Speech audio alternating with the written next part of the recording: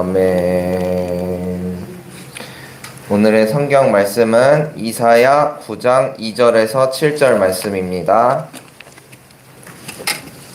이사야 9장 2절에서 7절 말씀, 구약 964쪽 즈음에 있습니다. 이사야 9장 2절에서 7절 말씀입니다. 한 절씩 교독하시고 마지막 절은 함께 읽겠습니다. 어둠 속에서 헤매던 백성이 큰 빛을 보았고 죽음의 그림자가 드리운 땅에 사는 사람들에게 빛이 비쳤다. 하나님 주님께서 그들에게 큰 기쁨을 주셨고 그들을 행복하게 하셨습니다. 사람들이 곡식을 거둘 때 기뻐하듯이 그들이 주님 앞에서 기뻐하며 군인들이 전리품을 나눌 때 즐거워하듯이 그들이 주님 앞에서 즐거워합니다. 주님께서 미디안을 치시던 날처럼 그들을 내리누르던 멍에를 부수시고 그들의 어깨를 짓누르던 통나무와 압제자의 몽둥이를 꺾으셨기 때문입니다. 침략자의 문화와 피 묻은 군복이 모두 뗄감이 되어서 오래 다 없어질 것이기 때문입니다. 한 아기가 우리를 위해 태어났다. 우리가 한 아들을 모셨다. 그는 우리의 통치자가 될 것이다. 그의 이름은 놀라우신 조언자, 전능하신 하나님, 영존하시는 아버지, 평화의 왕이라고 불릴 것이다. 그의 왕권은 점점 더 커지고 나라의 평화도 끝없이 이어질 것이다. 그가 다윗의 보좌와 왕국 위에 앉아서 이제부터 영원히 공평과 정의로 그 나라를 굳게 세울 것이다. 만군의 주님의 열심이 이것을 반드시 이루실 것이다. 아멘.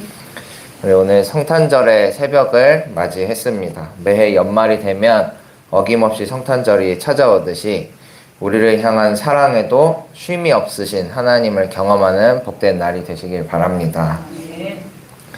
우리 새벽이지만 옆에 계신 분들하고 메리 크리스마스 하고 인사하실까요? 메리 크리스마스. 우리 영상 예배 드리시는 분들도 메리 크리스마스. 네, 감사합니다. 저는 성탄절이 되면 어떤 그 새벽송에 대한 추억이 떠오릅니다. 매해 크리스마스 이브에 속해별로 코스를 짜서 교우들 집을 가가호 찾아갔습니다. 골목마다 얼음길이 있어서 막 잡아주고 끌어주고 하면서 집을 찾아갔던 기억이 있는데요. 저는 꼬맹이 시절에 이제 부모님 손을 잡고 따라다녔었습니다. 예를 들어서 어떤 빌라 202호 앞에 딱 서면 똑똑똑 하고 조용히 그 집 문을 두드립니다.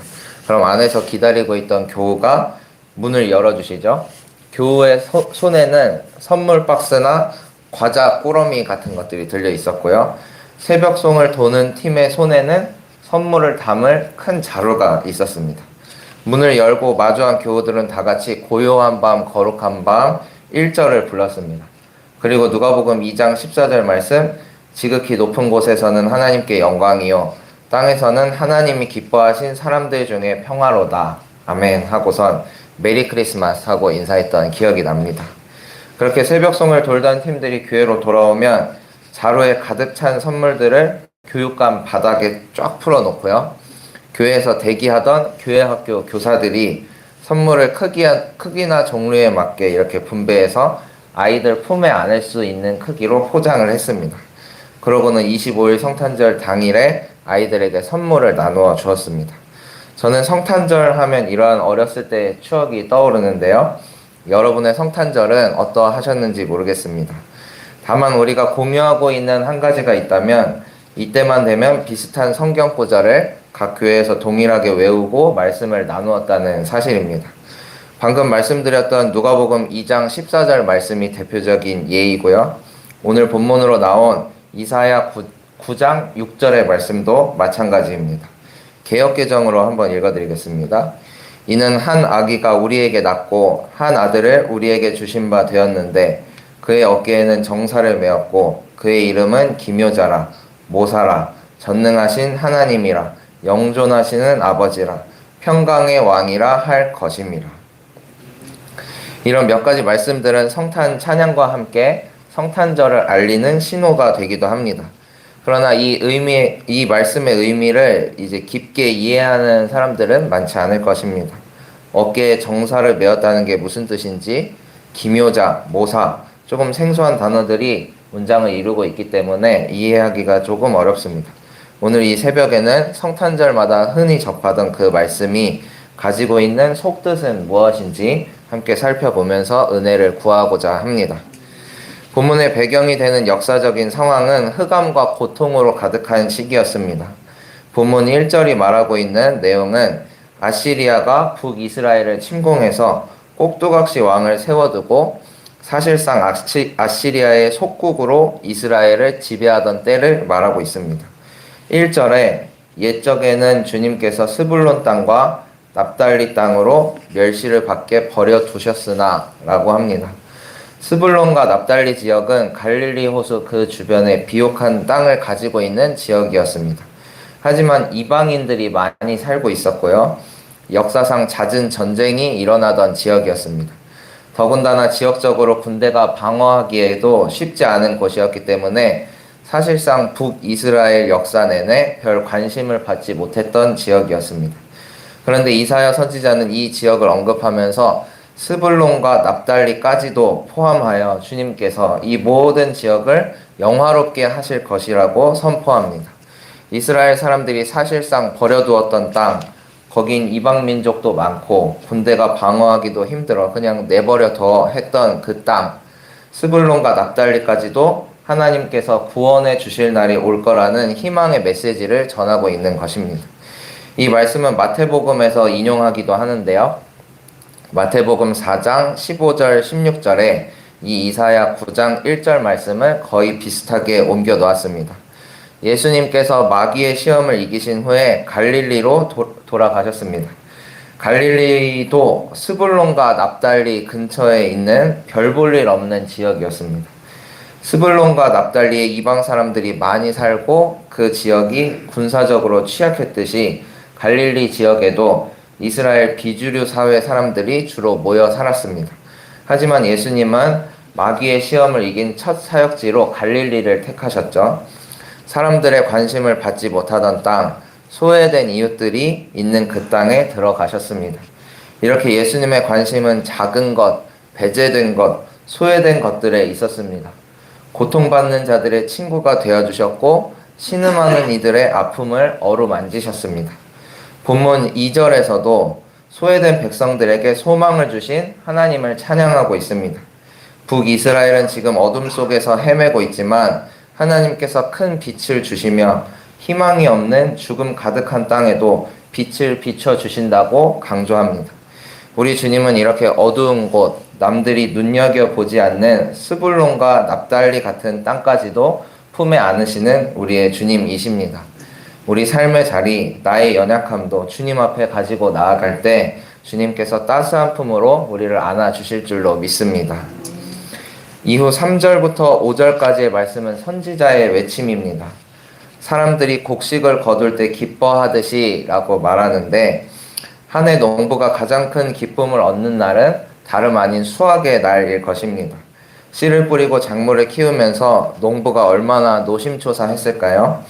밤이나 낮이나 작물에 관심을 두고 열심히 키우다가 곡식을 거둘 때가 돼서 곡식을 거둘 때 그 기쁨은 이루 말할 수 없을 것입니다. 어둠으로 가득 찼던 이스라엘 백성들에게 빛이 되어주신 하나님께서 임하실 때 그들이 누릴 기쁨도 이와 마찬가지였습니다. 그들은 그 해방의 기쁨에 취해 군인들이 전투에서 승리하고 전리품을 나눌 때 즐거워하듯이 주님 앞에서 즐거워할 것이라고 합니다.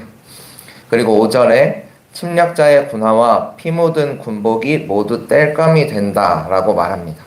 이것은 바로 전쟁의 종식을 의미합니다. 침략자는 어차피 항복을 선언한 패잔병이 될 것이기 때문에 그들에게는 군화가 더 이상 필요 없고요. 그들의 죽음으로 인해 남겨진 피 묻은 군복은 땔감에 사용될 것이라고 합니다. 그만큼 하나님의 권능이 임한 이스라엘에는 이제 어둠이 걷히고 빛과 자유만이 기다리고 있음을 밝히고 있습니다. 그 뒤에 우리가 기다리던 메시아의 탄생 예언이 등장합니다. 한 아기가 우리를 위해 태어났다 라고 하죠. 이는 메시아가 앞으로 어떤 방식으로 구원을 이룰 것인가 하는 부분을 암시하고 있습니다.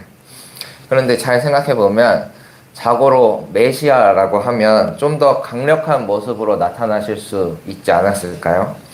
그 큰 왕들, 그동안 이스라엘을 어둠 속으로 몰아넣었던 그 무서운 왕들보다 적어도 더 강한 압제자의 모습으로 나타나 주실 것을 이스라엘 백성들은 기대했을지도 모르겠습니다. 하지만 주님은 그렇게 하시지 않았죠. 세상에서 가장 약하고 여린 모습으로 아기와 같이 아무런 힘도 없고 완전히 무장을 해제하신 채로 이 땅에 오셨습니다. 왜냐하면 하나님의 구원 방법이 그러했기 때문입니다. 폭력과 압제, 지배와 굴림에 있지 않고 온유와 겸손, 자기 희생과 사랑, 이러한 것들이 하나님의 방법이었습니다. 그런 우리의 구원자께서는 어깨에 정사를 메었다고 표현합니다. 개역 개정에는 어깨에 정사를 메었다고 번역했고, 새 번역에서는 우리의 통치자가 될 것이라고 합니다. 말 그대로 정사는 정치에 관한 일을 의미합니다.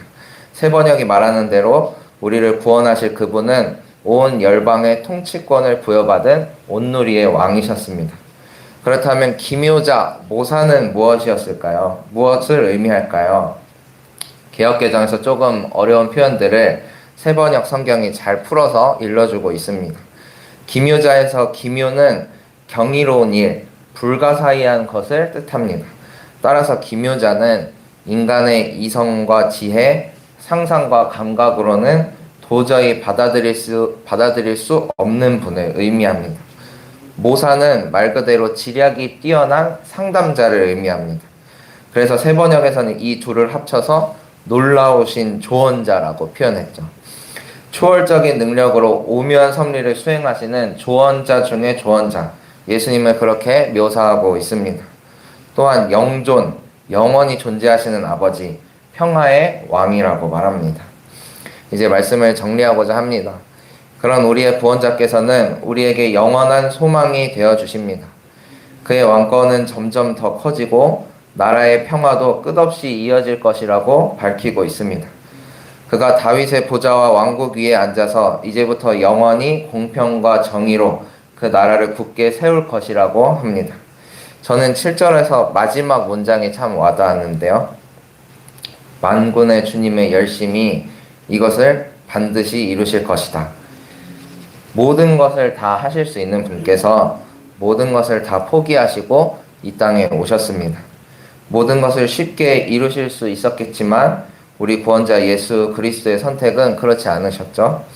2000년 전에도 우리를 위해 열심을 다해 주셨고 지금도 우리는 그 사랑의 열심 속에 풍요와 기쁨 또한 영원한 생명을 누리며 살고 있습니다. 그 열심에 감사하고 반응하며 살아가는 우리 모두가 되기를 소망합니다. 자기 권한을 다 내려놓고 이 땅에 오신 우리의 구원자, 그 열심의 본을 따라 살아가는 우리가 되기를 바랍니다. 이 성탄절 새벽에 더욱 그 사랑과 열심을 깊이 깨닫는 시간이 되기를 소망합니다. 기도하시겠습니다. 주님 감사합니다. 성탄의 아침에 함께 모여 주님을 찬양하고 예배하게 하시니 감사드립니다.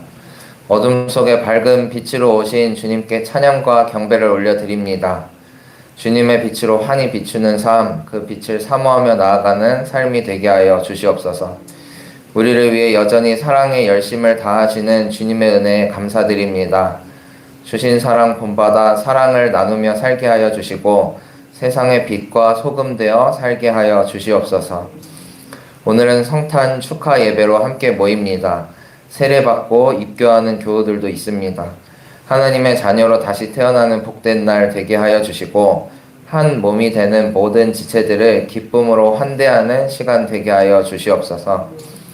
교회 밖에선 주님 없는 축제가 벌어지지만 우리는 여전히 주님을 찬양하며 주의 이름을 높이길 원합니다. 주님, 이 날이 더욱 주님만이 영광 받으시는 귀한 날 되게 하여 주시고 온누리가 주님 품으로 돌아오는 날이 속히 오게 하여 주시옵소서. 이 시간 귀한 예물 주님 앞에 드린 손길이 있습니다. 주님 뜻대로 사용하여 주시옵소서. 모든 것 주님께 맡겨드리며 살아계신 예수님의 이름으로 기도합니다. 아멘. 하늘에 계신 우리 아버지여, 이름이 거룩히 여김을 받으시오며 나라가 임하시오며 뜻이 하늘에서 이루어진 것 같이 땅에서도 이루어지이다. 오늘 우리에게 일용할 양식을 주시옵고 우리가 우리에게 죄 지은 자를 사하여 준 것 같이 우리 죄를 사하여 주시옵고 우리를 시험에 들게 하지 마시옵고 다만 악에서 구하시옵소서. 나라와 권세와 영광이 아버지께 영원히 있사옵나이다. 아멘.